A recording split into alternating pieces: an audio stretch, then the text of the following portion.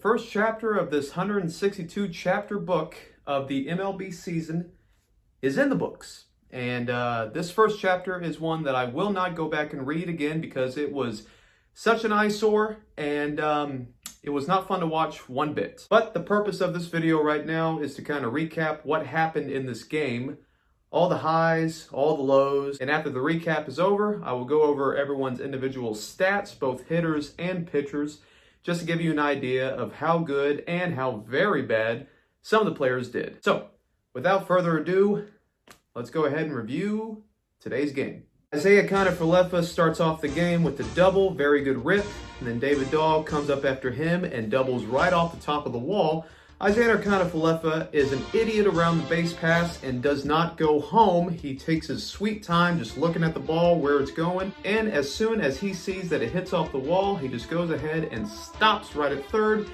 Oh well, let's see if it bites us in the butt. Joey Gallo came up next and walked, so that loaded up the bases. Nick Solak came up right afterwards and hit a single. It's an RBI single. It's 1-0. Isiah Kiner-Falefa finally scores.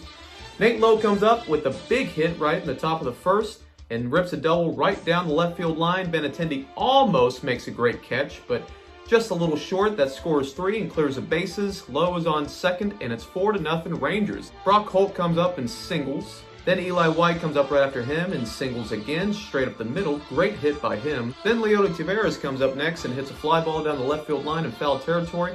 Then Benintendi makes up for his blunder a little earlier and makes a great catch in foul territory. Trevino comes up and singles. He had a good game today. I was very proud of him. But with that single, Brock Holt is thrown out at home.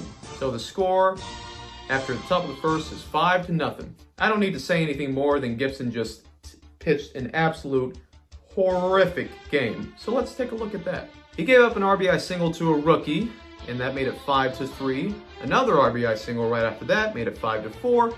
He got yanked, thankfully, and then Taylor Hearn comes in, gives up the sac fly, makes it 5-5, and then the inning was over, and so we're back to even. Essentially a 0-0 game after the first inning. Top of the second, Nate Lowe RBIs again down the left field line. He hit the ball very well his first 2 at-bats. He made it 6-5. Joey Gallo in the top of third hits a 2 RBI single through the shift, made it 8-5.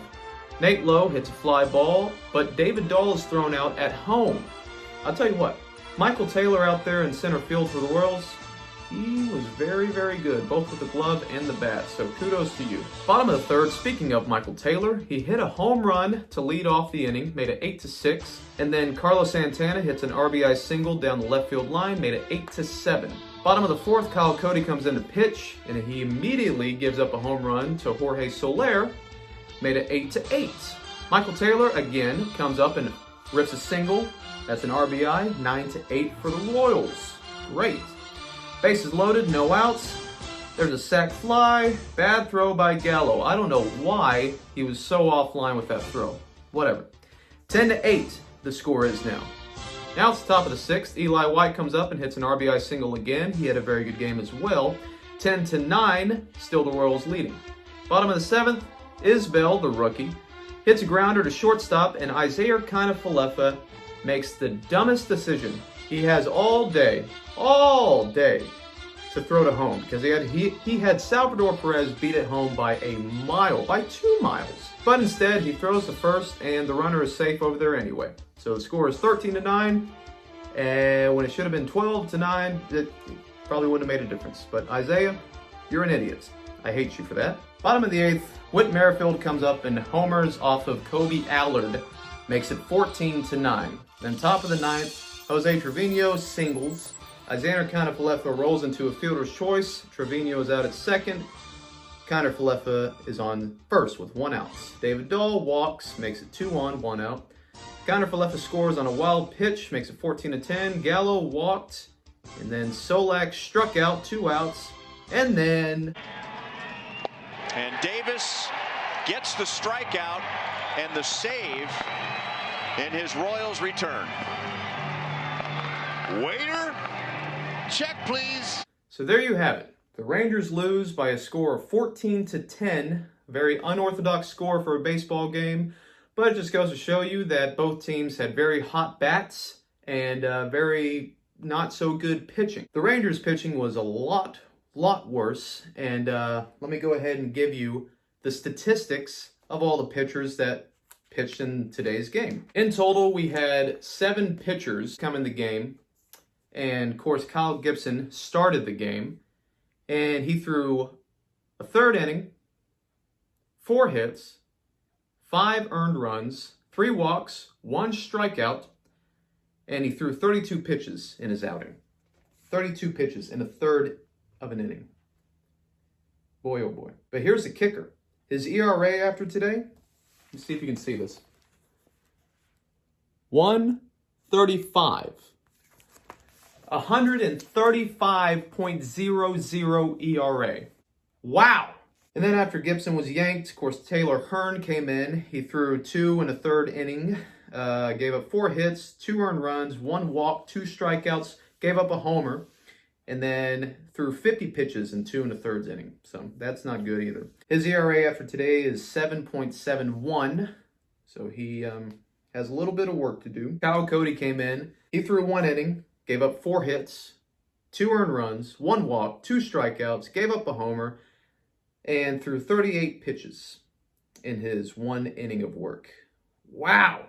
His ERA after today is 27. Then Josh Sborz comes in. Josh Sborz, the man I talked about in my previous video when I was discussing the upcoming season and how I felt about it and all that jazz. He comes in and he pitches an inning and a 1/3. He gave up no hits, no earned runs. He walked 1 guy, struck out 2, and he threw 28 pitches. So, no hits. That's a nice change of pace. And his ERA is, guess what? Goose egg. 0 ERA. Keep on with him. Okay? Woodward, you listening? Please keep on with Josh Sborz. He's a good man, and he will do good things for this team. Please. Then after Sborz was done with his little masterpiece, Josh King comes in. Did I say Josh? Whoops. John King comes in, and he does even better. He threw 1 inning, 0 hits, 0 earned runs, didn't walk anybody, and his ERA is 0. Woodward wants to go ahead and just yank him out of the game whenever he holds down the Royals. And it'll never make sense to me.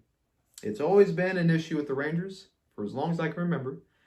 They've never had anybody who was a decent handler of the pitchers, but that's a story for a different day. Then after John King leaves the game, Brett DeGuice comes in and just stinks up the joint. He threw 1 inning, gave up a hit, 3 earned runs. That was off a walk on a base loaded, and then hit the batter with the bases loaded.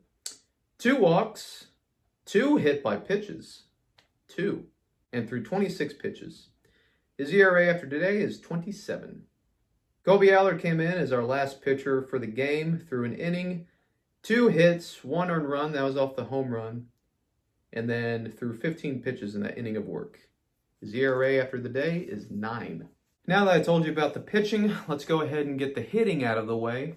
We had Connor Falefa leading off the game, and of course he had that double down the line in the first inning, so started the game off real well, but after that he just kind of disappeared. He went 1 for 5 for the game, had that double, walked once, and then left 3 guys on base. Oh. And then in the 2 hole, we had David Dahl come up. He was playing left today, and it was his birthday today. Happy 27th, David. He went 3 for 5. He had 2 singles, a double, struck out twice, and walked once. Batting third, right fielder Joey Gallo. He had a very good game today. I was proud of him. He went 2 for 3 with 2 singles, walked 3 times. Thank you for that. Had 2 RBIs and 1 stolen base. That was in the 9th inning, so no one really cared about it, but it still counts. Batting cleanup, and I hated it. I hate that Nick Solak was cleanup today. Today he went 1 for 5 with a single. He had an RBI single, struck out 3 times, and left 7 men on base. If you're going to be the cleanup guy, if you're going to be put in the cleanup position, this goes for both Solak and Woodward, you cannot leave guys on base. Not this many, at least. 7? Come on, man. Cleanup means to get them out of there and score. You're just making the table dirtier. Come on now. Batting 5, first base, Nate Lowe. He had a very good first 2 at-bats. He went 2 for 6, with a single, a double. He had 4 RBIs today. Excellent. Struck out 3 times, though. That was his last 3 at-bats. And left 6 guys on base, including, I think it was bases loaded at the end of the game. I think it was. So, oh well. Batting 6 was Brock Holt. He had a great defensive game. With the stick, he went 1 for 2. He had a single, and he walked 3 times. So, good plate discipline and can get the bat on the ball. So, that's good for him. Batting 7th as the DH was Eli White. He had some excellent singles. He went 2 for 4 with a double, 2 RBIs, 2 strikeouts, 1 RBI, and left 3 men on base. So-so game. Batting 8th was center fielder Leody Taveras. I hate this man. It's one game, and I already hate him. He went 0 for 5 today with 4 strikeouts. The man had a golden sombrero today. 4 strikeouts. And this is a stat I can't even stomach to read. He left 10 men on base.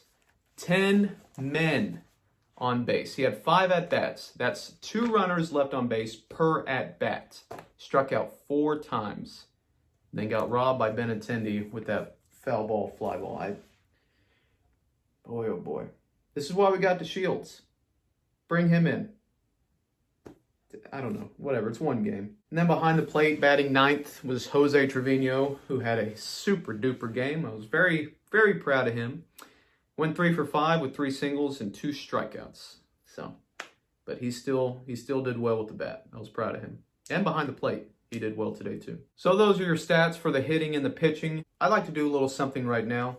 I'm going to give out MVP awards for one for the hitting group and one for the pitching group. But I'm also going to give out LVP awards, least valuable player, for both hitting and pitching. So let's do that right now. The MVP for the offense is David Dahl.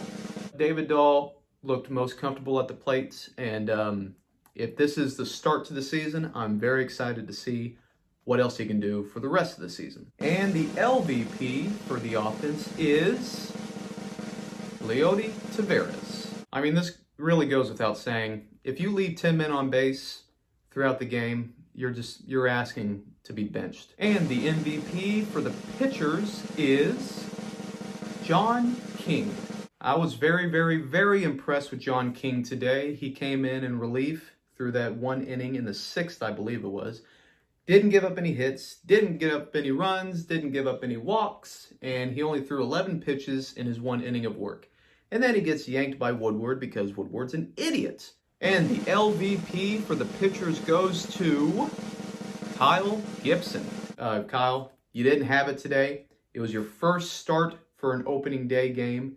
You've been pitching for, I guess, 10 years or something like that. I don't know. I know you've been in the league for a little while, but this is your first opening day start, and I can see why you haven't started an opening day before this. Listen, Kyle, I like you, but I don't like your numbers. So get those straightened up. Thank you. And that's my video for a recap of Game 1 of this 162-game season. But I'm still optimistic for the rest of the season. If we can put up great numbers like that and keep hitting the ball the way that we did today, and then get a little help from our pitching and hold the fort down just a little bit, I think we're in good shape. Today was just didn't go our way. Please like this video, comment, subscribe to the channel so that you can see the work that I do for your entertainment. And thank you for watching. And like always, go Rangers.